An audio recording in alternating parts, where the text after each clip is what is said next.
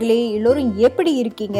போன முதல் ராஜஸ்தான் சீரீஸ் வீடியோவில் தாஜ்மஹாலை ஃபுல்லாக சுற்றி பார்த்தோம். அந்த வீடியோ நீங்கள் இன்னும் பார்க்கல, நான் மேலே காட்டில் லிங்க் தரேன், மறக்காமல் போய் பாருங்கள். அப்போ தான் இந்த வீடியோ உங்களுக்கு புரியும். நீங்கள் தாஜ்மஹால் விட்டு வெளியே ஆனோன்னு வரிசையாக பல கடைகள் சிவனியர் ஷாப் இருக்குது.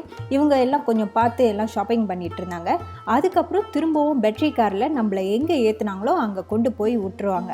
அதுக்கப்புறம் இவங்க சட்டை மாற்றணும்னு சொன்னாங்க. அதனால ஆட்டோ எடுத்துகிட்டு திரும்பவும் நாங்கள் ஹோட்டல் போயிட்டு அவங்க சட்டை மாற்றினதும் நாங்கள் திரும்பவும் வெளியாயிட்டோம். ஏன்னா அடுத்து நம்ம ஆக்ரா ஃபோர்ட்டுக்கு போகிறோம். அந்த ஆக்ரா ஃபோர்ட்டை தான் இந்த பட்டு வீடியோவாக போட்டிருக்கேன்.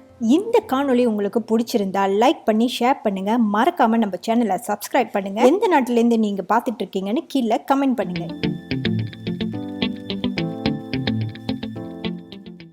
இந்த மாதிரி ரோட்டோர கடையில் இந்த கிச்சடி சாப்பிட்றப்ப அவ்வளோ ருசியாக இருக்கு. முதல்ல நான் வந்து பன்னீர் சாப்பிட்டேன், இப்போ வந்து பொட்டிட்டோம். அவங்க வந்து உள்ளுக்கு இறங்க மாட்டாங்க.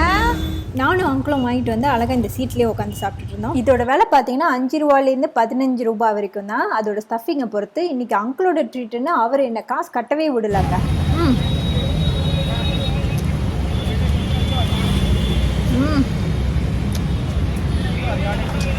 நினைப்பு சாப்பிட மாட்டேன், ஆனால் இது அவ்வளோ நல்லா இருக்குது, கிறிஸ்பியாக சூப்பராக இருக்குது. கச்சோரி சாப்பிட்டுட்டு இன்னொரு இடத்துக்கு டீ குடிக்க போனோம். ஏன்னா எல்லாமே ஒரே இடத்துல இருக்காது. அங்கே அருமையான டீயை குடிச்சிட்டு எங்கள் பயணத்தை தொடர்ந்தோம். இப்போ நம்ம வந்திருக்கிறது ஆக்ரா ஃபோர்ட். எவ்வளோ பெரிய கோட்டை! ஆக்ரா ஃபோர்ட் தாஜ்மஹால் பக்கத்தில் 1 கிலோமீட்டர் தூரத்தில் தான் இருக்குது. நீங்கள் தாஜ்மஹால்லேருந்து டுக்டுக்கில் இங்கே வந்துடலாம். இங்கே வந்துட்டோன்னே நீங்கள் தாஜ்மஹால் டிக்கெட்டை காமிச்சிங்கன்னா உங்களுக்கு 50 ரூபீஸ் டிஸ்கவுண்ட். அப்போ மொத்தம் உங்களுக்கு 600 ரூபீஸ் தான் சார்ஜ் பண்ணுவாங்க. டிக்கெட்டை தொலைக்காமல் பார்த்துக்குங்க. இங்கேயும் கைட் இருக்குது, உள்ளேயும் இருப்பாங்க, வெளியும் இருப்பாங்க. நீங்கள் யாருக்கு இங்கிலீஷ் பேச தெரியுமோ அவங்கள நீங்கள் எடுத்துக்கலாம். இங்கேயும் 500 ரூபீஸ் வரும். இந்த கோட்டையை அக்பர் 1565 தொடங்கி 1573 8 வருஷத்தில் கட்டி முடிச்சிருக்காரு. இதுதான் அவருடைய முக்கிய தலைநகரமா வச்சிருந்திருக்காரு. கோட்டைக்கு போக முன்ன வெளியே பார்த்தீங்கன்னா பெரிய பெரிய அகழிகளை, ட்ரைனிங் சிஸ்டமை நீங்க பார்க்கலாம். அந்த தண்ணியில நிறைய முதலைகளை நிரப்பி கோட்டையை தாண்டி யாரும் வராதபடி வச்சிருந்தாங்க. இந்த டெக்னிக்கை எங்கேயோ கேட்ட மாதிரி இல்லைங்க. ஆமாங்க, நம்மளோட ஸ்ரீலங்கா டிராவல் வீடியோல ராவணன் கோட்டைக்கு போனப்ப ராவணனும் இதே டெக்னிக்கை தான் பயன்படுத்தியிருக்காரு. என்ன சுவாரஸ்யம்னா அங்க இன்னும் தண்ணீர் நிரம்பி முதலைகள் இருக்கு, இங்க இல்ல. இங்கேயும் செக்யூரிட்டி ரொம்பவே டைட்டுங்க. 2-3 செக் பாயிண்ட் இருக்கு. எந்த உணவுப் பொருள், ட்ரைபாட் எதுவுமே உள்ள எடுத்துட்டு போக கூடாதுங்க. நம்ம செக்யூரிட்டி செக்கை தாண்டி வரும்போது அங்க ஒரு தூக்கு பாலம் இருந்துச்சுல, அந்த தூக்கு பாலத்தை அவங்க இழுத்து கட்டுனாங்கன்னா அதுக்கு பின்னாடி தான் இந்த 70 அடி சுவர் இருக்குங்க. அந்த 70 அடி சுவருக்குள்ளார தான் இந்த பிரம்மாண்டமான அக்பர் கேட்டுன்னு சொல்லுவாங்க. இங்கே அக்பர் வாழ்ந்தார். அதுக்கப்புறம் அவரோட மகன் ஜஹாங்கீரி, அதுக்கப்புறம் அவரோட மகன் ஷாஜஹானும் மும்தாஜும் வாழ்ந்திருக்காங்க. அவர் வாழ்ந்த காலத்தில் தான் இந்த கோட்டை முழுமை பெற்றிருக்கு. அடுத்து பாதுகாப்புக்காக கீழே பார்த்தீங்கன்னா சரசரன்னு இருக்குது. எதிராளிகள் யாராச்சும் வந்தாங்கன்னா சத்தம் ஃபுல்லாக அதோட எதிரொலி கேட்கும். அடுத்து இந்த பாதை கொஞ்சம் கோணலாம் மேடாக இருக்குல்ல, பாறைகளை உருட்டி விடுறதுக்கும். அதுக்கப்புறம் மேலே சுவரில் பார்த்தீங்கன்னா பொந்து இருக்குல்ல, அதில் சுட சுட எண்ணெயை காய்ச்சியும் ஊற்றுவாங்க. பாருங்க எப்படிலாம் யோசிச்சு பாதுகாப்பா கட்டியிருக்காங்க. 4 ஜெனரேஷன் இங்க வாழ்ந்திருக்காங்க. ஷாஜஹானோட மகன் ஒரஞ்சீர் கூட இங்கதான் வாழ்ந்திருக்காரு. அங்க எல்லாரும் பார்த்துட்டு இருக்கிறது ஜஹாங்கீர் பாத்தாப். அதுக்குள்ளர இன்னும் பெர்ஷியனோட இன்ஸ்கிரிப்ஷனை நம்ம பார்க்கலாம். இது முன்ன வேற இடத்துல இருந்துச்சு, இப்போ வெளியே வச்சிருக்காங்க. உள்ள போகிறதுக்கு 3 படியும், வெளியே போகிறதுக்கு 3 படியும் இருக்குங்க. இதில் இன்னொரு முக்கியமான விஷயம் என்னன்னாங்க, இந்த கோட்டைக்கு மொத்தம் 4 வாயில் கதவுகள் இருக்கு. ஒன்று மட்டும்தான் டூரிஸ்ட்க்கு திறந்து வச்சிருக்காங்க. இதில் இன்னும் ஒரு 75% இன்ன வரைக்கும் இராணுவம் பயன்படுத்திக்கிட்டு வராங்க. அதோட இங்கே வந்து அக்பர் மஹால், ஜஹாங்கீர் மஹால்னு 2 இருக்குங்க. ஆனால் அக்பர் மஹால் இப்போ இல்லை, அழிஞ்சு விட்டது.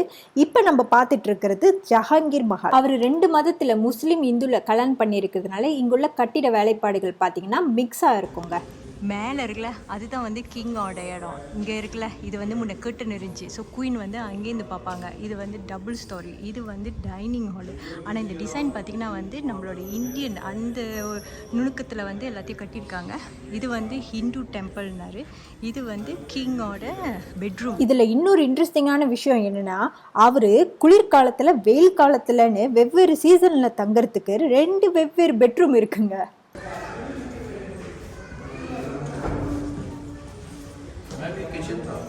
கிச்சன், சமையலறை. சில அறைகளை திறந்து வச்சுருக்காங்க, சில அறைகளை மூடி வச்சுருக்காங்க. அடுத்து இப்போ நம்ம போகிறது முக்கியமான இடங்க. இதுக்கு பேர் ஹவா மஹால். இங்கே என்ன ஒரு இன்ட்ரெஸ்டிங்கான பாயிண்ட்னா, இங்கே வந்து டபுள் வால் வச்சுருக்காங்க. அப்போ அந்த நடுவில் வந்து தண்ணீரை வந்து ஊற்றுவாங்களாம். அதில் தான் இந்த இடம் வந்து குளுகுளுன்னு இருக்கும். ஏன்னா அந்த காலத்தில் ஏர்கான் இல்லைல்ல. பாருங்கள் எப்படியெல்லாம் யோசிச்சு அந்த காலத்திலேயே ஏர்கானை கண்டுபிடிச்சி பயன்படுத்தியிருக்காங்க. தாஜ்மஹால், ஆமாம் அது தெரியுது. தாஜ்மஹால்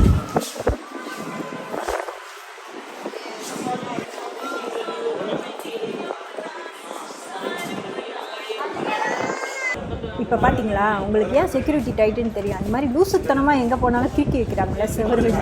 இந்த மாதிரி கிறுக்கக்கூடாதுன்றதுக்காக தான் செக்யூரிட்டி டைட்டு. வந்து நில்லுங்க, என்ன தெரியுதுன்னு பார்ப்போம்.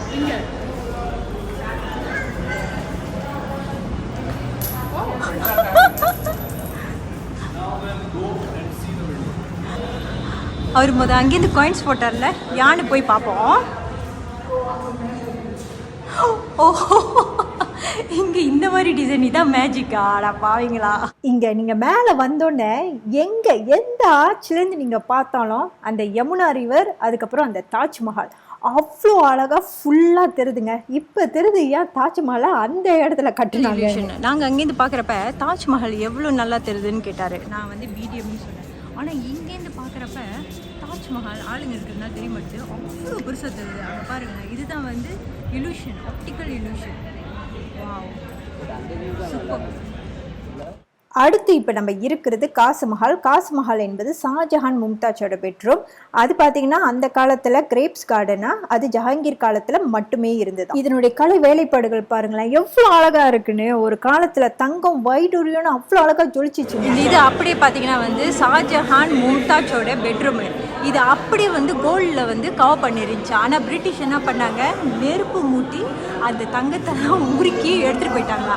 அதனால தான் நீங்கள் பார்த்தீங்கன்னா மார்பிள் வந்து இதாகுதுல்ல, ஆனால் அந்த கருப்பாக அது வந்து இருக்கு பாருங்க. அடுத்து இந்த கோட்டையில் நிறைய இடம் இருக்குல்ல, அதில் முக்கியமான ஹைலைட்டான இடம் இந்த இடம் தாங்க. இதுதான் வந்து ஷாஜஹானை வந்து அடைச்சி வச்சிருந்து ஜெயில்னு சொல்கிறாங்க. ஆனால் நீங்கள் பார்த்தீங்கன்னா வந்து ஜெயில் மாதிரி தெரியல தானே. அது ஏன்னு சொன்னால் அவர் வந்து கிரிமினல் இல்லை. ஏன்னா அந்த அவங்களுக்கு இன்னொரு தாஜ்மஹாலை வந்து அவர் கட்ட போய் அது வந்து காசு வேஸ்ட் பண்ண வேணாம் அப்படின்னு தானே அவரோட மகன் வந்து இங்கே அடைச்சி வச்சுருந்தாரு. அதனால அங்கே தான் எப்போதும் நின்று அந்த தாஜ்மஹால் இங்கே ஜூம் பண்ணிக்காங்க, அந்த தாஜ்மஹாலை வந்து பார்த்துட்டு இருப்பாராம். வா, இது அப்படியே வந்து நவரத்தின கல் இருக்குல்ல, நிறையா கல் அதெல்லாம் வச்சுருக்காங்க. அவர் என்னோடய ஃபோன்லேருந்து அந்த டார்ச் லைட்டை அடித்து காமிக்கிறப்ப அது எல்லாமே வந்து ஜொலிக்குது. இந்த பௌர்ணமி அப்போ இந்த இடமே வந்து அப்படியே ஜொலிக்குமா. ஏன்னா எல்லா நவரத்தின கல்லுனாலும் இதை வந்து செஞ்சுருக்காங்க. பாருங்கள் எவ்வளோ அழகாக இருக்குது. வாவ், இது பாருங்கள் மினிஸ்டர் ஹால். அங்கே தான் வந்து ஷாஜஹான் உட்கார்ற இடம். அதுக்கப்புறம் வந்து இது வந்து மினிஸ்டர். எவ்வளோ அழகாக இருக்குது பாருங்கள். அதுக்கப்புறம் இங்கே வந்து ஆண்கள் எல்லாரும் வந்து தொழுவ போயிடுவாங்களா வெள்ளிக்கிழமை. பெண்களுக்குன்னு இங்கே வந்து ஒரு பஜார் மாதிரி வச்சுருப்பாங்களாம். அதுலேயும் இந்த அழகில் வந்து எது அழகுனா, இதுதான் அழகு. எவ்வளோ அழகாக இருக்குது யமுனா ரிவரில். அது இந்த அழகை ரசிக்கிறதுக்கு 2 கண்கள் பத்தலை, அவ்வளோ அழகாக இருக்குது. மேலேருந்து பார்க்குறப்ப இங்கே பாருங்களேன். வா, மைண்ட் ப்ளோவிங். உண்மையிலே அந்த எக்ஸ்பிளனேஷனோட அது கேட்குறப்ப அவ்வளோ நல்லா இருக்குது. இந்த இது இருக்குல்ல, இதெல்லாம் இது வந்து தீப்பந்தம் குத்தி வைக்கிற இடம் பாருங்க. இதெல்லாம் இது என்ன தெரியுங்களா, ஷாஜஹான் தொழுவறதுக்கு அவருக்கு தனியாக இங்கே ஒரு மசூதி மாஸ்க் இருக்குது. நாங்கள் காலனியை வெளியே கழட்டி வச்சுட்டு உள்ளுக்கு பார்க்க வந்திருக்கோம். அப்படியே நீங்கள் பார்த்துட்டு வரும்போது இந்த ஆர்ச், இந்த கலை வேலைப்பாடுகள் இதெல்லாம் நீங்கள் பார்க்குறப்ப அப்பப்பா எனக்கு இதெல்லாம் சொல்ல வார்த்தைகள் இல்லைங்க, அவ்வளோ அழகாக செஞ்சுருக்காங்க. இந்த பிரிட்டிஷ் மட்டும் இதெல்லாம் நாசப்படுத்தாமல் இருந்திருந்தா இன்னும் அழகாக இருந்திருக்குங்க. இப்போ நம்ம வெளியே எல்லாத்தையும் பார்த்துட்டு வந்துட்டோம். இந்த கார்டன்லாம் இப்போ செஞ்சுதுங்க. அடுத்து நம்ம இங்கிருந்து இன்னொரு அழகான இடத்துக்கு போகிறோங்க. அந்த இடம் உங்களுக்கு ரொம்பவே பிடிக்கும். இந்த காணொளி உங்களுக்கு ரொம்பவே பிடிச்சிருக்கும், யூஸ்ஃபுல்லாக இருந்திருக்கும்னு நினைக்கிறேன். மறக்காமல் லைக் பண்ணுங்கள், எந்த நாட்டிலேருந்து பார்க்குறீங்கன்னு கமெண்ட் பண்ணுங்கள், ஷேர் பண்ணுங்கள். நீங்கள் கொடுக்குற உற்சாகத்தில் தாங்க நான் இந்த மாதிரி பல தரமான வீடியோக்களை போட முடியும். உங்களை அடுத்த வீடியோவில் பார்க்குறேன். இப்போதைக்கு உங்களிடமிருந்து விடைபெறுவது உங்கள் நீரா செல்வி. பாய்.